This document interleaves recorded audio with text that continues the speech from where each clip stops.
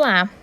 Hoje na nossa aula de literatura nós falaremos sobre a segunda geração modernista, marcada pelo romance de 30, mais conhecido como romance de 30. E durante toda a década de 1930, os primeiros anos também da década de 1940, o mundo e o Brasil estavam passando por transformações muito sensíveis, como, por exemplo, a crise de 29, a Segunda Guerra Mundial e até mesmo a Era de Vargas. E foram esses fatos históricos que seriam retratados pela arte na segunda geração do modernismo. E os modernistas brasileiros da segunda geração, eles passaram a dialogar com esse novo contexto. A literatura, por exemplo, desse período, ela demonstra um amadurecimento mais formal, estilístico, que consolidou as conquistas da primeira fase, abandonando as ideias mais radicais e retomando algumas tendências do passado.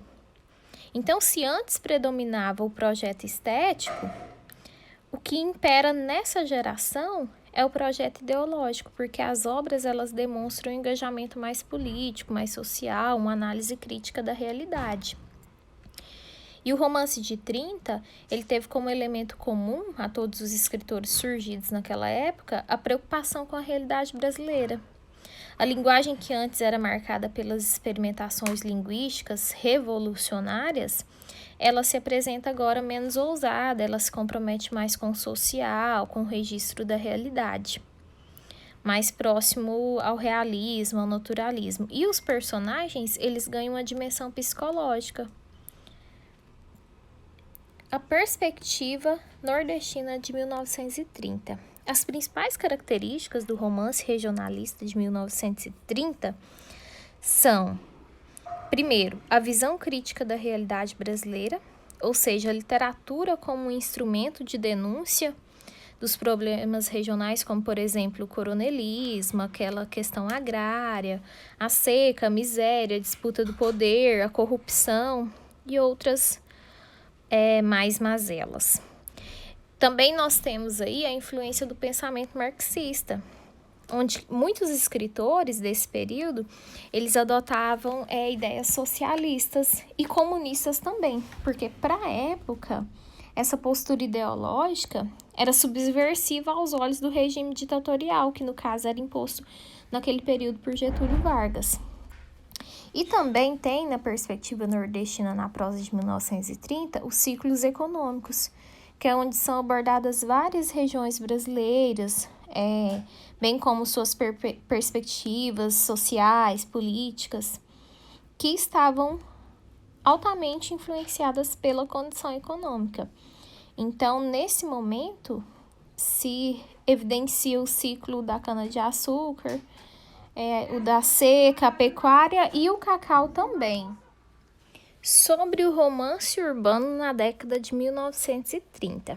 A geração de 30, como ficou conhecida a segunda geração modernista, ela não produziu apenas obras regionalistas, mas ela também produziu prosas que eram ambientadas nos espaços urbanos. E esses romances, eles construíram um painel da burguesia que se formava nas cidades. Datam da mesma época também os chamados romances urbanos e psicológicos, que apresentavam, por exemplo, aspectos como a introspecção, análise psicológica dos personagens.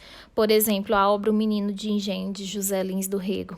Ela é uma obra altamente psicológica, de análise psicológica, porque conta a história de Carlinhos, um menino, salvo engano, de 4 anos de idade, que morava com o pai e com a mãe, e um belo dia ele acorda e vê que a mãe está morta, que ela tinha levado um tiro, estava toda ensanguentada e que possivelmente o pai seria o autor desse assassinato aí.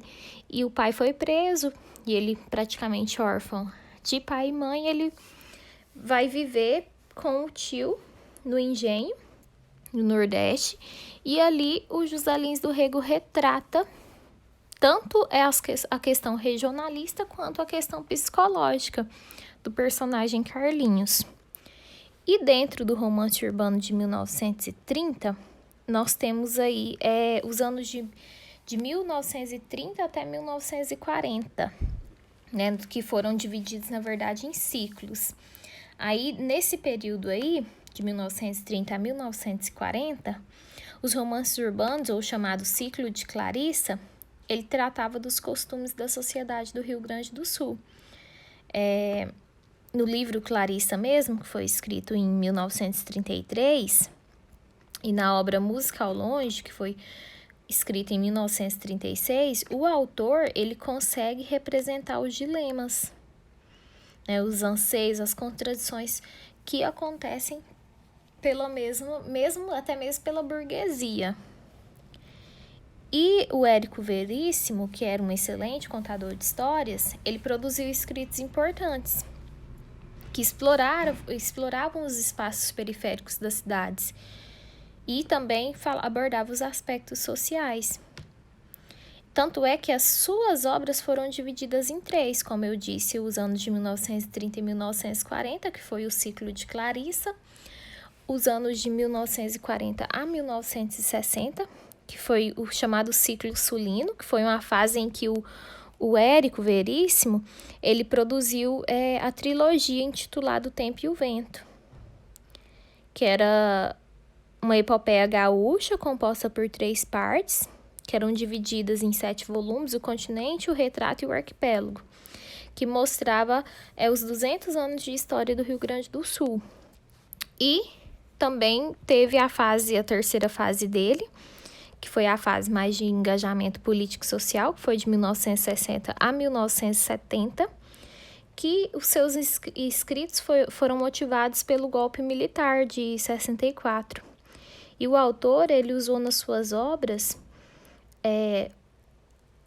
a literatura dele nesse período foi feita como forma de denunciar as arbitrariedades que existiam no regime, né, no caso, nesse regime militar.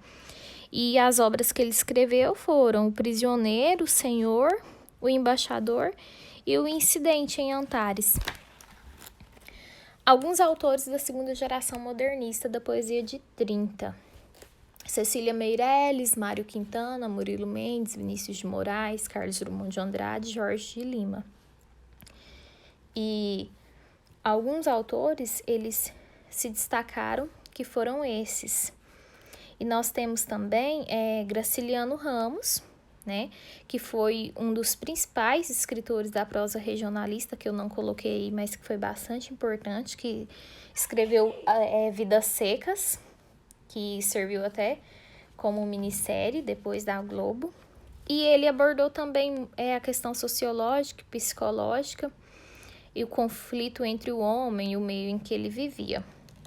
Então, foi basicamente isso. Espero que vocês tenham compreendido essa introdução, que foi apenas uma introdução sobre a segunda geração modernista. E qualquer dúvida, estou à disposição.